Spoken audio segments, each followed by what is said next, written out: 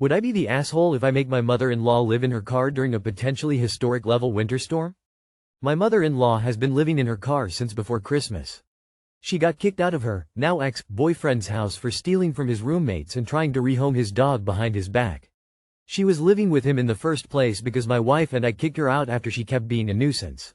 She was always taking our things like makeup and perfume, putting our dogs in the front yard after I told her to only let them in the back where there's a fence, and she was constantly arguing with our kids about trading rooms with her. My wife and I got together with her sister's husband to try to get mother-in-law a place to stay. She didn't want to live with 9 kids or share a room with 3 teen girls. So we came up with a solution where she could have her own bedroom and it still wasn't acceptable to Mill, so she now lives in her car, Land Rover, that costs more per month than a studio apartment in our city, but she refuses to get rid of it. Now there is a winter storm with 6 inches of snow being forecast and mother-in-law is begging to live with us again because she has nowhere else. Would I be the asshole for telling her no? My wife is on board with it, but I know she will be upset if anything bad happens to her mother. Have you considered doing a $5,150 on your mother to see if this is some mental health issue? Obviously, you can't let her die in the storm, but she could sell that Land Rover and get a reasonably nice camper van with a bed and heat, etc. You might also consider putting her up in a hotel for the storm. At least she'd be warm and safe. UCLD, give her some food and she could stay there for the duration of the storm. But then, I think she needs to see someone to find out why she is behaving in this erratic way. You aren't making her do anything. She has a valuable car. Shelters exist. If you are feeling generous, you could give her money for a hotel room, but why would you let a thief in your house? She created this situation. You've offered help, and she refused. It's not your responsibility to bail her out. Not the asshole. She showed direct disrespect to you, your wife, and the house you both transformed into a home. It's your safe place. You aren't required to let her live there just because she's your Mill. She had her chance, and she ruined it. Tell her to fill her Land Rover with gas and hope for the best. Maybe let her park in your driveway or on the street in front of your house just to make sure nothing crazy happens. 6 inches of snow is really nothing to be worried about. Not sure where you're located, but people here down south lose their minds over any sight of snow. I say as long as she isn't driving around a whole lot, she'll survive. Not the asshole. Protecting your peace and family boundaries doesn't make you the bad guy, especially when you've tried multiple solutions that she's batted away like a cat with a ping pong ball. Maybe it's time for mother-in-law to reconsider her priorities, like swapping the Land Rover for a more sustainable living situation. Winter's not just coming, it's knocking on the car window. Stay warm, Mill. Not the asshole. Your mother-in-law sounds like a nightmare. You've bent over backwards to help, and she's constantly making things difficult. It's not your responsibility to fix her life, especially when she's actively sabotaging any attempts to help.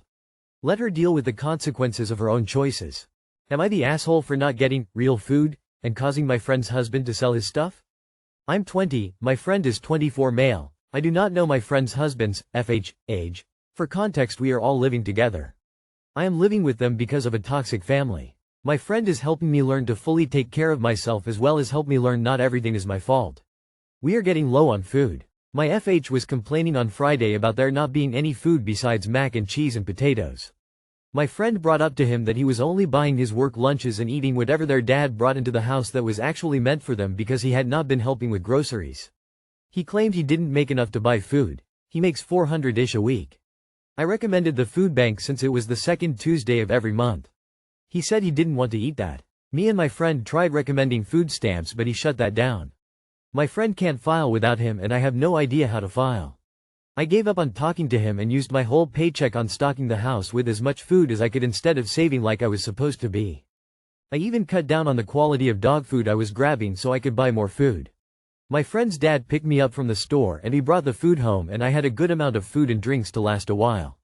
He got pissed when he saw the food and complained about how I didn't get any real food. I'm mostly vegetarian and my friend has eating issues related to textures, so I bought all safe foods and no real meat because meat was frankly way too expensive. I brought this up but he said I was being selfish and should have bought the meat anyway and cut out some of my stuff. He wouldn't listen when I explained that I looked at the meat and there was no way I could get meat and provide for everyone with the money I had. I only had $250 to get food for 2 weeks and food for the animals. I hadn't planned on spending the whole $250. I had originally planned on $100 on groceries and $70 on the dogs, so I would have enough to fix some of them. I didn't have enough to cater to everyone, but I did what I could. He's making me feel like an ass. He sold 2 of his consoles and got himself more food but keeps pouting about how little he could buy with what he got and the fact he only has 1 console left. I feel bad for him having to sell his stuff to get meat. My friend is mad at their husband telling him to be grateful. My brain is saying I fucked up again. I feel like an ass with how he's acting. Adding this, I don't care if you eat meat. I just feel sick after eating a lot of it, so I gave up and went on a mostly veg diet. I do not care that he eats meat, I just care about the fact he threw a fit and acts like I did something wrong by not buying the meat when I hadn't even planned to spend that much.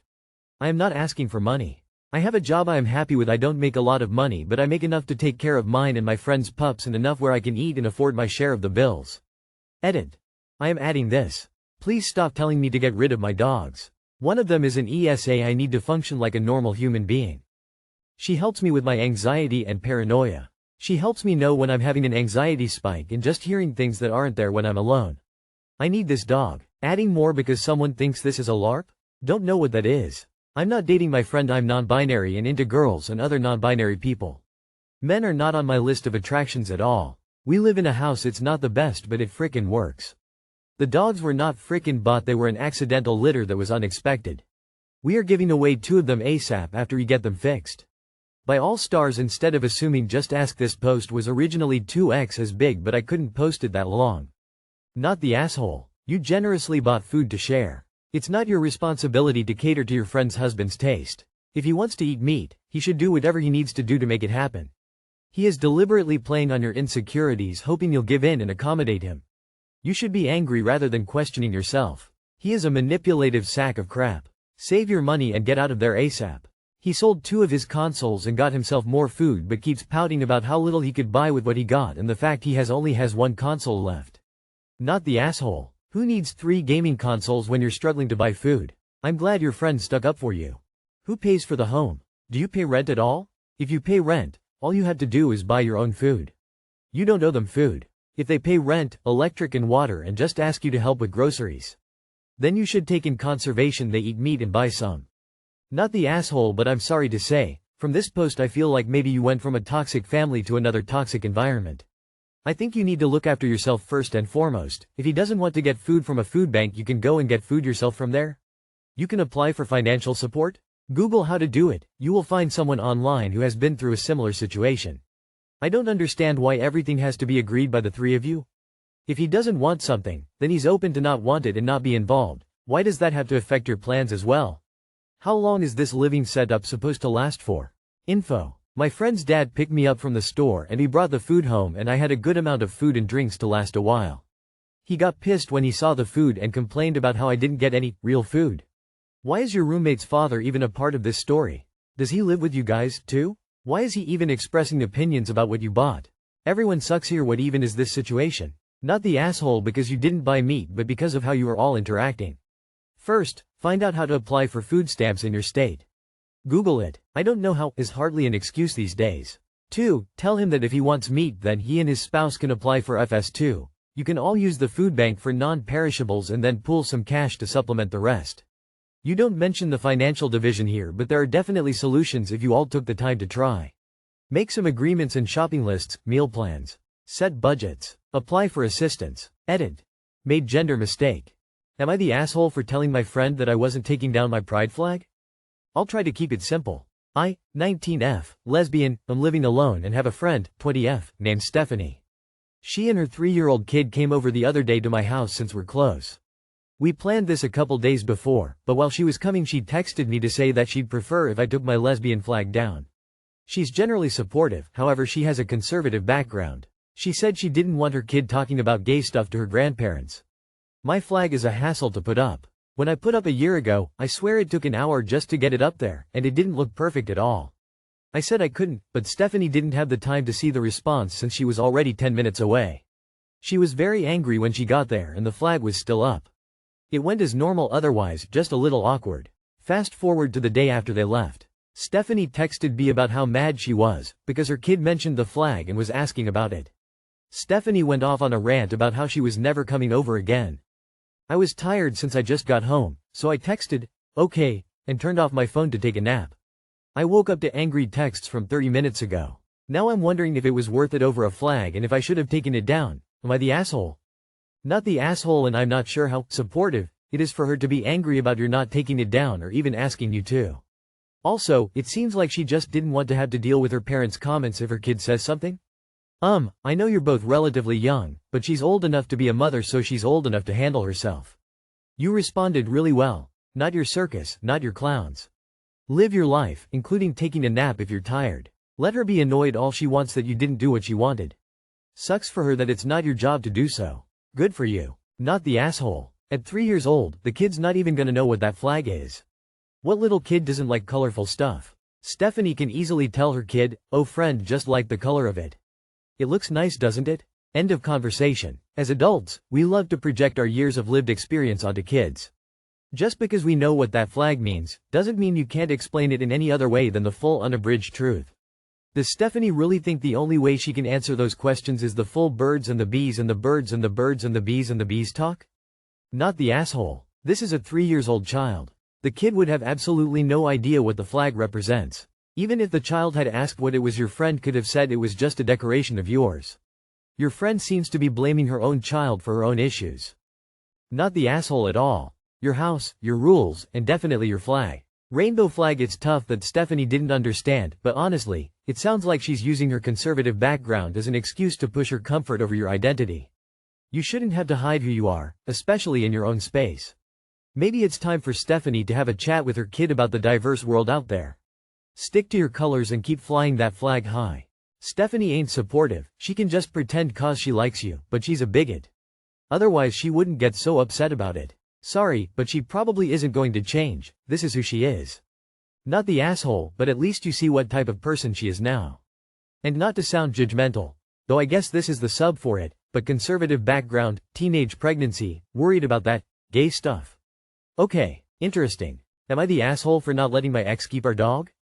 He gave me the dog for my birthday. He was a puppy then and he's almost a year old. My ex cheated, so obviously I moved out. When I moved out I took the dog with me. He never walks him or feeds him. I paid for all of the shots, medical bills. Yet he insists on plastering my name all over social media saying that I stole his dog. What do I do? He says he will break in and take him if I don't give him back. This dog means the world to me. What do I do? Edit. I would also like to add that this dog has special needs that we didn't know about at first. We knew he was blind in one eye because his mother accidentally stepped on him right after he was born, but we didn't know he had brain damage. He can run and play and listen to simple commands like most XXL bullies, but he constantly thinks he's dehydrated. He cannot be left alone outside or he will drink every puddle till it's dry and eat the mud. I found out because I got him an automatically refilling water bowl and he drank so much that night that he had a seizure and essentially almost drowned himself. You can close the toilet lid and he will open it with his snout and drink it dry. He needs constant care and I do not believe my ex would give that to him if we did share custody. Post the vet bills and ask if it's his dog, why don't you pay for anything? On a serious note, if your dog isn't chipped, get a chip with your name and address and phone number. If this is the US, most states also require you to register your dog with the town. Those two things will help you if he does try and break in to take the dog. You can also file a restraining order against him for threatening you about breaking in. Keep documentation of everything. He was a gift, no take-backs. Who is it registered as owner at the vets? File a police report for his threats. Your name is on all the paperwork. This doesn't belong in this Reddit but more one on relationship advice. Not the asshole. Is it possible to get a restraining order in a case like this? So first, you gather all your paperwork showing you paid for the dog's bills. Second, get the dog microchipped. Third, consider going somewhere, sending the dog somewhere that your ex won't be able to find you, the dog for a little while. Fourth, if he threatened in writing that he would break in, share that information with the police. Finally, consider cameras or other security measures. I'd suggest just ignoring his social media stuff for now, but taking screenshots of it. You could sue him for slander at some point, but I think the less you engage with him the better. Get your evidence together, get your dog to a safe location, make sure you are safe, and don't engage with him. This is not about the dog, it's just a vehicle to assert control. How dare you humiliate me by leaving me when I've cheated? He's trying his best to get the upper hand and control the narrative and make you seem to be the bad person. He's just using the dog to get the last word in. But do reply to wherever he's smeared you with copies of the vet bills and be sure and thank him for evidence to take to the police if and when he or anyone else breaks in and steals your dog.